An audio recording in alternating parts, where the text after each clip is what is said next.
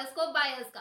तो आज की इस वीडियो में हम जॉइंट लायबिलिटी के ऊपर बातें करेंगे, जो कि आईपीसी के सेक्शन 34 के अंडर डिफाइन किया गया है, जिसका सिंपल सा मतलब यह होता है कि अगर कोई भी क्रिमिनल एक्ट कुछ पर्सन के साथ जॉइंटली मिलकर किया जाता है और सभी का इंटेंशन कॉमन होता है, तो उसमें हर एक इंडिविजुअल इक्वली लायबल होते हैं उस क्रिमिनल एक्ट के लिए।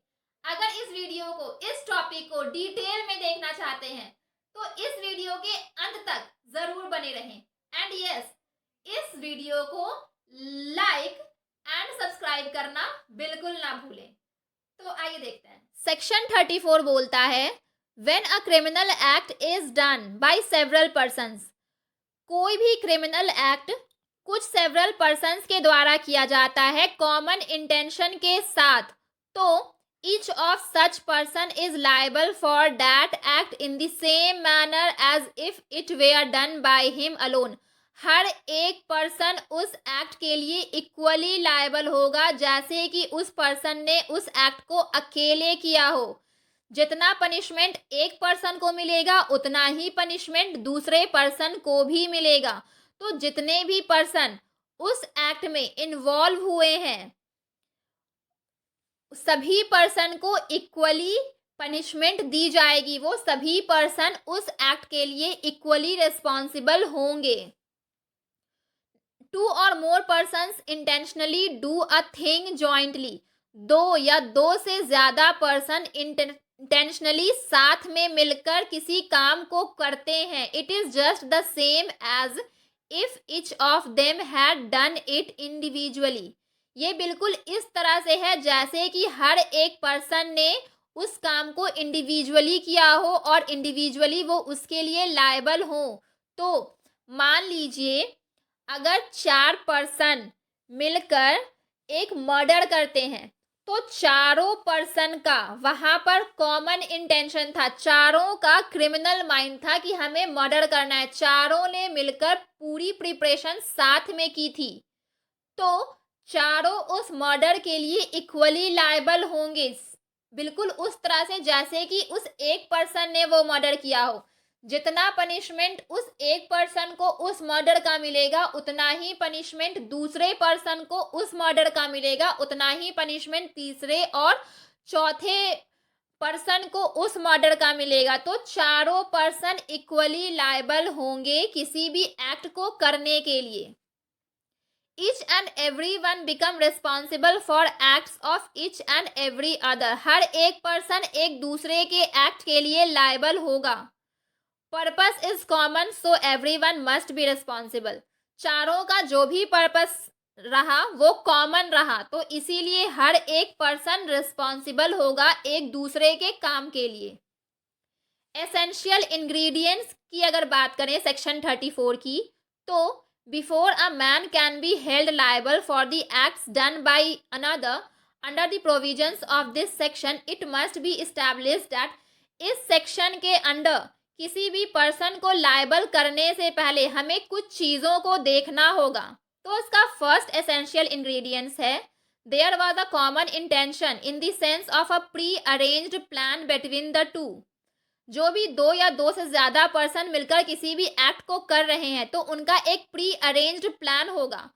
तो उस प्री अरेंज्ड प्लान में उन सभी का जो इंटेंशन है वो कॉमन होना चाहिए। Second, the person sought to be held liable as participated in same manner in the act constituting the offence. Third essential ingredients, unless common intention and participation are both present this section cannot apply। जब तक common intention और participation दोनों ही present ना हो तब तक ये section apply नहीं होगा। सेक्शन 34 अप्लाई होने के लिए कॉमन इंटेंशन का भी होना ज़रूरी है और किसी भी पर्सन के पार्टिसिपेशन का भी होना काफ़ी ज़रूरी है। फोर्थ पॉइंट बोलता है, only those people cover under section 34 who have shared the intention to commit wrong.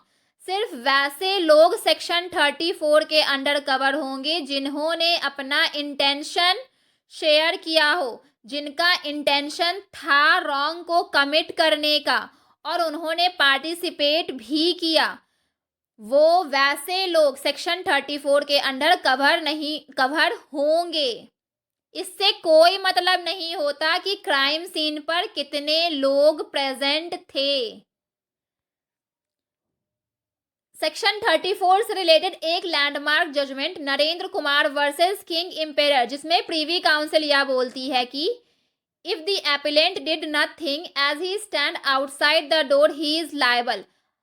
अगर एपिलेंट ने कुछ भी नहीं किया और वो उस क्राइम सीन के बाहर गेट पर खड़ा हुआ था देखने के लिए कि कौन आ रहा है कौन नहीं आ रहा है, फिर भी एपिलेंट लायबल होगा, क्योंकि क्राइम करने से पहले उन लोगों का जो भी प्लान था, प्री अरेंज्ड प्लान था, उसमें एपिलेंट इन्वॉल्व था, उसका पार्टिसिपेशन था। वो गेट पर खड़ा होकर ये देख रहा था कि कौन आ रहा है कौन जा रहा है, कौन उनके काम को इंटरप्ट कर सकता है, तो उनका ये काम था।